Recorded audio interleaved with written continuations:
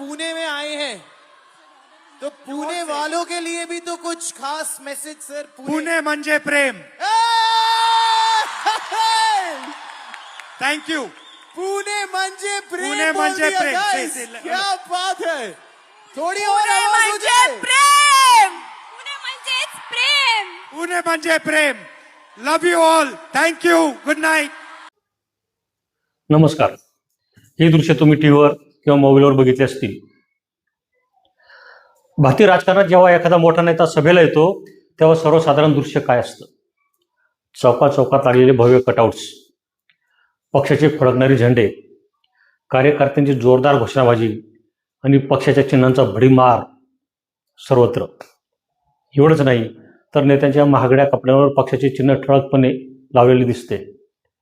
म्हणजे तो पक्षीय कार्यक्रम नसला तरी, सरकारी कार्यक्रम असला तरी त्या नेत्यांच्या कोटाला, जॅकेटला पक्षाचं चिन्ह लावलेलं असतं।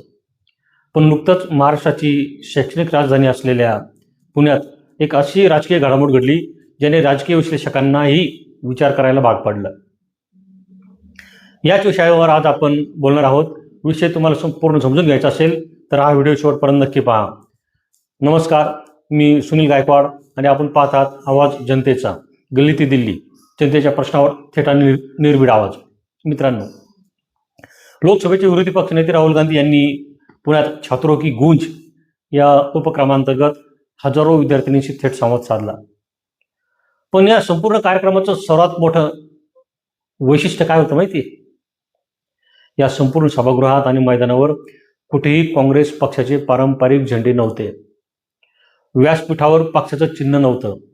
एवढंच काय तर या कार्यक्रमासाठी विद्यार्थिनींना जे फिजिकल पास देण्यात आले होते त्यावरील पक्षाचा नावाचा किंवा चिन्हाचा कोणताही उल्लेख नव्हता, अशी चर्चा आहे।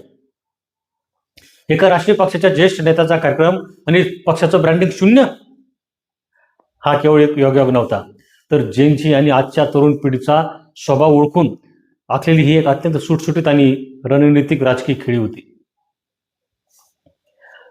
आजची जेनची म्हणजेच 1997 ते 2012 या दरम्यान जन्मलेली नवी पिढी ही जुन्या वळणाच्या राजकीय भाषणांना, मोठ्या दाव्यांना आणि पक्षी व्यासपीठांना सहजासहजी स्वीकारत नाही। त्यांना हवे असतात थेट प्रश्न, पारदर्शकता आणि सर्वात महत्त्वाचं म्हणजे आपलं म्हणणं मांडण्यासाठी योग्य व्यासपीठ। राहुल गांधी यांनी पुण्यात नेमकी हीच नस ओळखली। त्यांनी स्वतः व्यासपीठावरून 1-2 तासांचे भाषण ठोकण्याऐवजी समोर बसलेल्या हजारो मुलींशी थेट संवाद साधला। अनेक मुलींना माईक दिला।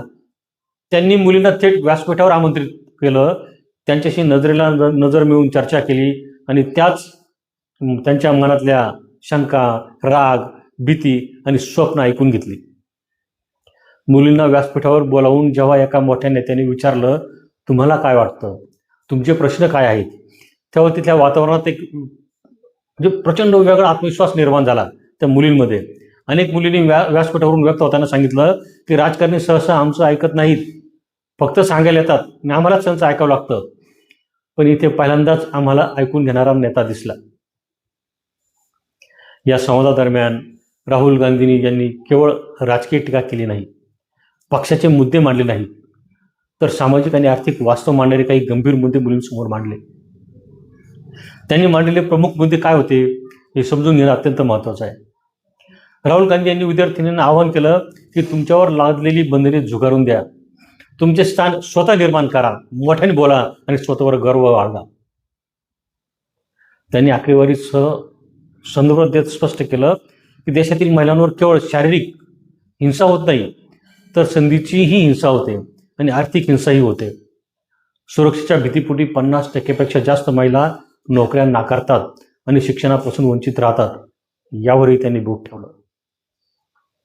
स्पर्धा परीक्षांची तयारी करणाऱ्या तरुणींना जेव्हा वारंवार होणाऱ्या पेपर लीकचा मुद्दा मांडला तेव्हा राहुल गांधींनी या शिक्षण व्यवस्थेतील भ्रष्टाचारावर कडक शब्दात भाष्य केलं।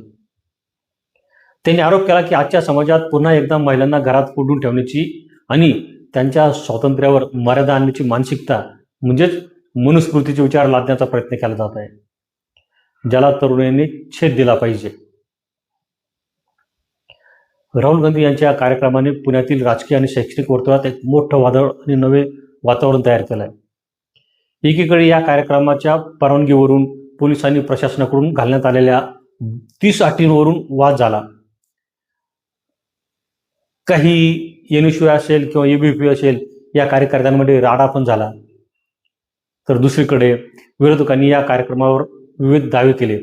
परंतु या सर्व राजकीय चिखलफेकीकडे जाऊन, या चिखलफेकीच्या पलीकडे जाऊन जेव्हा आपण त्या मैदानातील वातावरणाचा अभ्यास करतो तेव्हा एक गोष्ट स्पष्ट दिसते.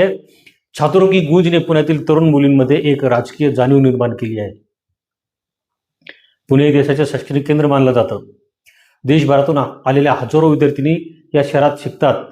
जेव्हा एवढ्या मोठ्या संख्येने तरुण एकत्र येऊन स्वतःच्या हक्कांवर, सुरक्षेवर आणि भविष्यावर मोकळेपणाने चर्चा करतात तेव्हा तो केवळ एका पक्षाचा कार्यक्रम राहत नाही, ते एका सामाजिक चळवळीचं रूप धारण करत आहे.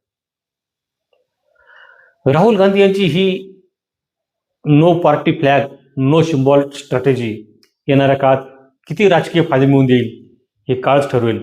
पण एक गोष्ट मात्र नक्की, एक गोष्ट निश्चित, ज्या पद्धतीने त्यांनी व्यासपीठाचा ताबा स्वतःकडे न ठेवता तरुणींच्या हातात दिला, त्याने जींच्या मनात त्यांच्याबद्दल एक वेगळी आणि सकारात्मक प्रतिमा नक्कीच निर्माण केली आहे. पक्षाची चौकट ओलांडून तरुणांशी थेट जोडण्याची ही शैली भारतीय राजकारणाला एक नव्या संवादाच्या दिशेने घेऊन जात आहे. या संपूर्ण उपक्रमाबद्दल आणि राहुल गांधींच्या या नव्या संवाद शैलीबद्दल तुम्हाला काय वाटतं? आजच्या तरुण पिढीला राजकीय पक्षाच्या झेंड्यापेक्षा असे थेट संवाद जास्त आकर्षित करतात का? तुमचे मत खाली कमेंट सेक्शनमध्ये नक्की लिहा. आजच्या भागात इतकंच. आपण पाहत होतात आवाज जनतेचा, गल्ली ते दिल्ली, जनतेच्या प्रश्नावर थेट आणि निर्भीड आवाज. आमचा व्हिडिओ आवडला असेल तर लाईक करा, सबस्क्राईब करा आणि व्हिडिओ आवडला असेल तरी आपल्या मित्रमैत्रिणींना शेअर करा. पुन्हा भेटूया एका नव्या विषयासह. तोपर्यंत जय जिजाऊ, जय शिवराय, जय हिंद, जय महाराष्ट्र. धन्यवाद.